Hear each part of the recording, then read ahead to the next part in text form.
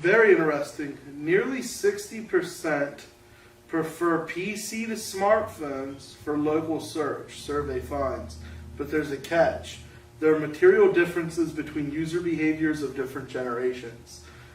It's definitely a generational thing, and it's the boomers and the way they're searching. And so I know this with my in-laws.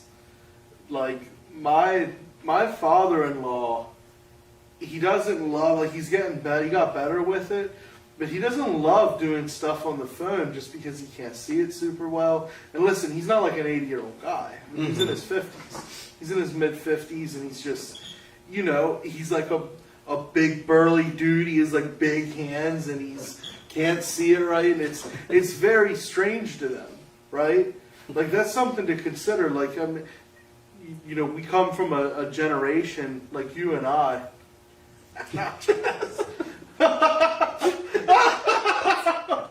But we come from a generation where, like, we still, like, we had the internet. Like, the internet wasn't, I mean, we had the dial-up, and it was bullshit. AOL Instant Messenger. But, like, you remember, like, I remember my first cell phone, and it was the Nokia tap to text. And, oh, yeah. But, like, we grew up with internet to an extent. Like, I think we were young enough where it was a lot easier for us to kind of adopt it and adapt to it. We learned it as it was created. Right. Essentially. Yeah, pretty much, as it hit mainstream. And, like, it was as we were learning a lot of other things in life. Like, it became something we learned, just like, in second grade you learned to write cursive, and in seventh grade you learned how to hit the ASL in a chat room. But, you know what I mean? You're in, like, seventh grade. I'm 26. I have a neck tat and a Corvette. But... Never did that before. Lord knows I have. No, but I still do that. I still tell people now. I do tell people I'm 26. I was thinking I'm 26. Trust me. Isn't it weird how that changes as you get older? You start telling me, like, man, I'd love to be able to be 18 again. But anyway, it's just different, and it's a very different experience. So. It just studies found that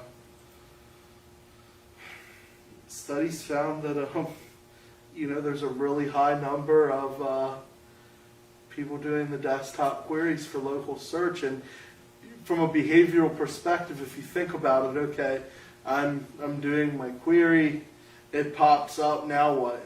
I'm on a desktop. What do you do next? Pick up the phone. You dial the number. So it becomes even more important, in my opinion, to make sure you have a tracking number on your GMB. Make sure you're tracking the hell out of your GMB insights, and it's going to throw all of your insights off a little bit, and that's just the fact of the matter. Yeah. Because there's no way to register that. Oh, they didn't click. This was what are you going to do though? Yeah, I mean, you wouldn't have the exact data. And I wonder if there's any correlation to just knowing how many boomers and older generation now are signing up to things like Facebook and social media, which is why we might see an increase in local search within, like, Facebook. Like, I know my mother-in-law and father-in-law, they're not going to leave Facebook to open up Google Maps or Yelp. They're just going to click search and search for something if they're looking for something. Like, they don't even really understand, like, all these different apps and things. Right. So that could be another reason why we see such an increase in social or local on things like Facebook as well. Yeah.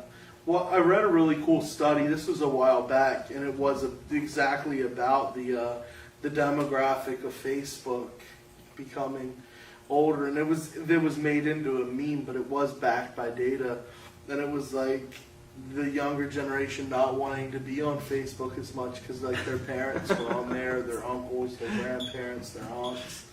And I'm over there like, man, I like Facebook. I'm turning into the uncle that's on Facebook. Soon enough, when my kids get on, I'll be the dad. So it is. I think it is becoming a little bit older of a platform, and that could have some. That's where you see, like, TikTok and things making their rise now. Yeah. Did you ever, dude? I can't. And I sound like probably like a cynical old man, but I watched something the other day. I'm like, this is the dumbest shit. At least Vine, like, there was some really funny Vines. And then I watched like a what do you call it? Like a mix-up, a mash-up of TikToks, and I'm like, dude, these fucking kids. I remember as a kid the Flash videos and things I used to watch on the internet, and my parents used to look at them and be like, what the hell is this? Like, I know you watched some videos back in the day online. No? That's so Listen, let's just stay on track here. Local SEO, local marketing. Let's not start talking about what videos we have watched online back in the day. It's PG-13, Mike. Keep your shit together. Anyway, that's a little off. It just blew my mind. I'm like, whoa, this is new and different and weird. I mean, honestly, I think it's the same thing that we did as a kid. It's just, they just knew, Now it's like we get to turn on a camera and do our stupid shit ourselves instead of like animation and the things that we used to see when we were younger. Yeah. Interesting. Definitely some things to think about there.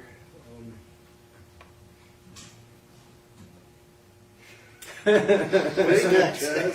I didn't have much to So control. we're getting That's to okay. TikTok SEO. It wasn't a lot there. I mean, it's just cool info, Yeah. little tidbits. I do often look at the gap between like Google and social media. Like they tried to make that leap with Google Plus, which Oh yeah.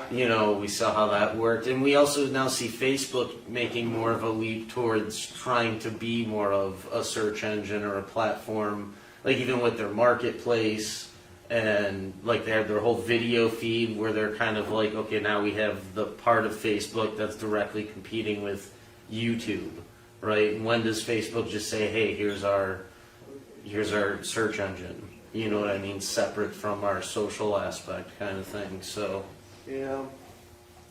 It would be interesting to see, based on the number of users and how much time spent.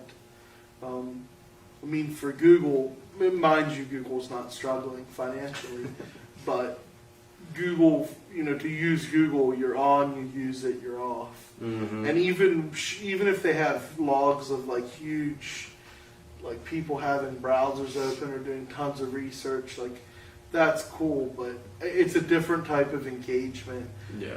People are more engaging with the content and the sites they're finding through the browser, whereas Facebook, you're like in Facebook, right? Like you're inside of Facebook doing Facebook stuff. And you're really just being fed the data versus a search engine. You're actively looking for an end. Right. To what you're searching for. I mean, it's interesting to see how Facebook's branching out. You see it like Facebook dating. Oh yeah, I saw that recently. Yeah. I thought we were already doing that. I know tons of people who met on Facebook. Like people are meeting people on Facebook all the time. I guess Facebook just wanted to directly compete with, You and I met on Facebook. We did. That's where we made our connection. We did make a connection. It's a good connection. Mm-hmm. Are they actually introducing like a dating algorithm though? So like, admittedly, I was actually talking to Britt, and I was like laying on the couch showing her, and then like I hit it, and it was like taking me through the sign up, and I'm like, oh, I can't do this. And she's just like looking at me as I was like, look, oh, there's Facebook dating. I was like, I just want to look at it. Just wonder what this platform's like. Yeah, it's going to be tough for me to do any type of Research. Brittany's not she's not a kind and just wife when it comes to shit like that. But no, I don't know. Yeah, I mean, if anyone has, the data to create something like that really works. I mean, they see the relationships between people, the likes, the dislikes. Yeah. I just wonder how much effort they actually put into developing an algorithm for that. I mean, honestly, I'm not sure. I mean, I guess when you say, like, I don't think it would be hard for Facebook to do. Like from ground up, you know, putting an engineering team together to do it might be a bitch, but you think, I mean, you could look at like the history of everything people posted and run it through sentiment analysis. You could see the general like personality or tone that the person usually They're takes. probably doing all that already. I would almost guarantee it. Oh yeah, for sure. But then you look at like the sites they share. Like that's what I mean. Like Facebook already has this data to parse it and put it together in a way to connect with other like-minded people. I mean, dude, they're doing it. I mean, they suggest you pages that you might like.